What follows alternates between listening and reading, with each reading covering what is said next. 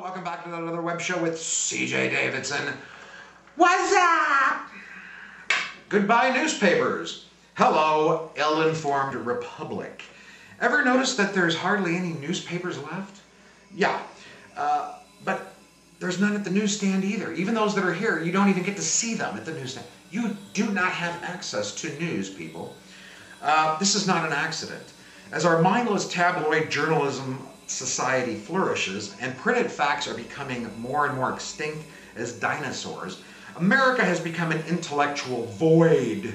That means there's no thinking going on here.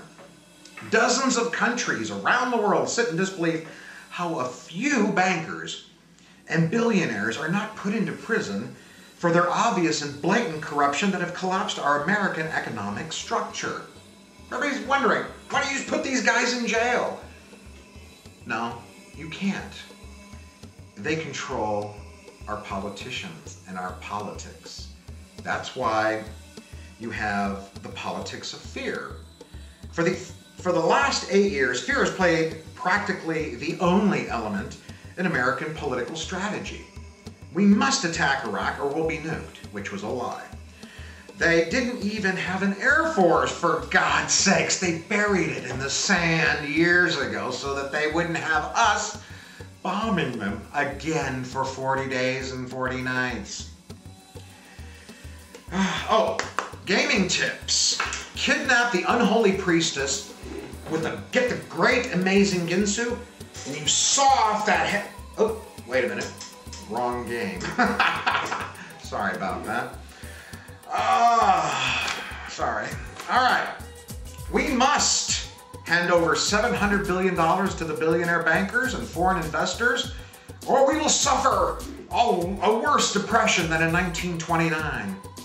We've already got a worse depression than in 1929, for God's sakes. This was an obvious lie. They're all lies. Remember Greg Dodd? I have that in a few months back. My gut tells me that handing over $700 billion to foreign sheikh so-and-so over in Dubai, who's the biggest shareholder of Citigroup, by the way. Oh, and we'll get to douchebags and dildos later. These people are all billionaires. And what they do is they take our money and then spend it on lobbyists so that they can ask for more money. We must privatize Social Security or it'll collapse. It never did. If you had invested all of our Social Security money, as Bush tried to scare us into, you would have had nothing. Zero. Nada.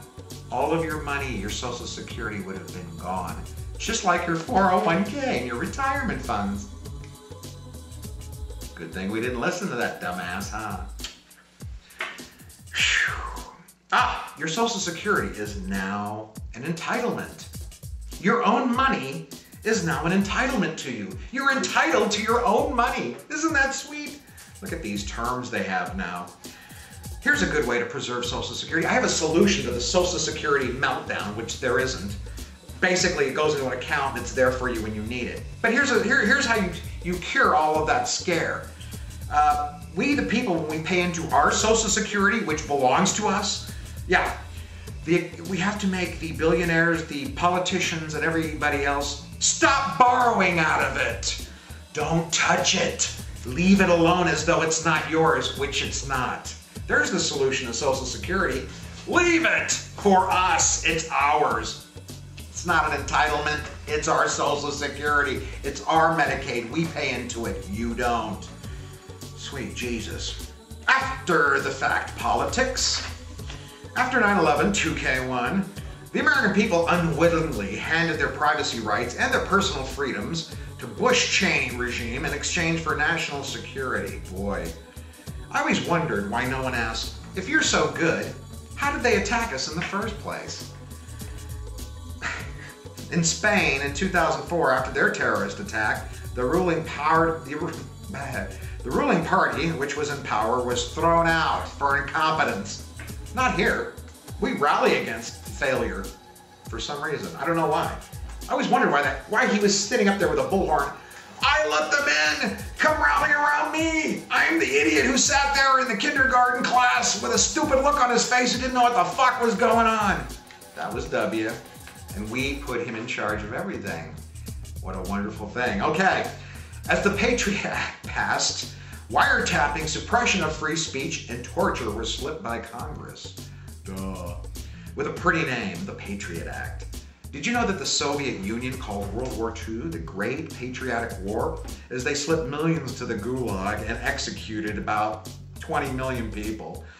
Just like Hitler. Packaging is everything in this country. If it's pretty and it sounds nice, we buy it.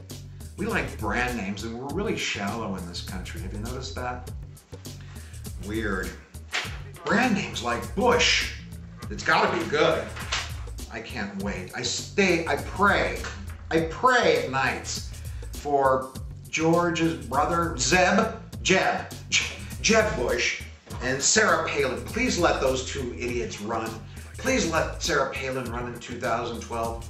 Please, please, please, please. Oh, that would be sweet. Oh, Barack Obama versus Sarah Palin. That's it for part 2. We'll be back with part 3 right after this.